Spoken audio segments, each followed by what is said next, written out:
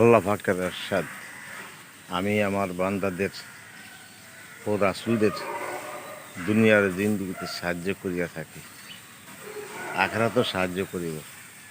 যেদিন আমলনামা লিপিবদ্ধকারী ফেরেশতাগণ সাক্ষী দেওয়ার জন্য দণ্ডায়মান থাকিবেন।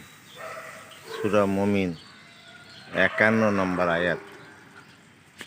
ইন্না লা নানসুরু রুসুলানা ওয়াল্লাযীনা আমানু ফিল হায়াতিদ দুনিয়া ওয়া ইয়াওমা ইয়াকুমুল আশহাদ।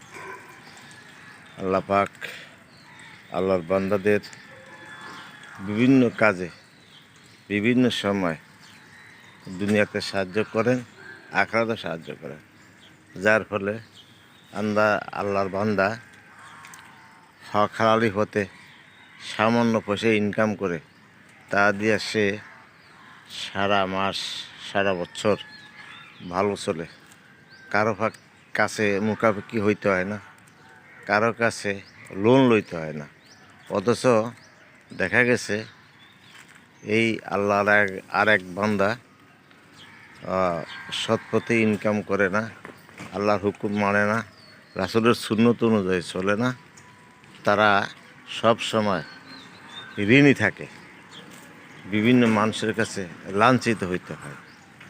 এই জন্য সবসময় আল্লাহর হুকুম অনুযায়ী, রাসূলের সুন্নত অনুযায়ী যদি আমি আপনি জিন্দেগি কাটাই, তাহলে আমার দুনিয়ার জীবন যেমন সুন্দর ভালো সম্মানের থাকে, আখিরাতের জীবনও এরকম সুন্দর ভালো সম্মানের থাকবে।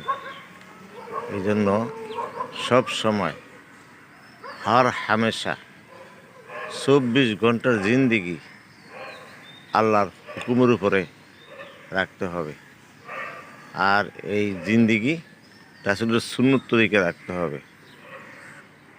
যদি আমরা একটা বাদ দিয়ে আরেকটা ধরি তাহলে হবে না।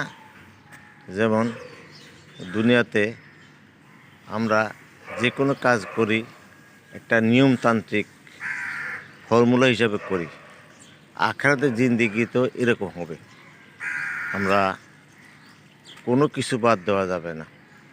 যেমন ফরজ, ওয়াজিব,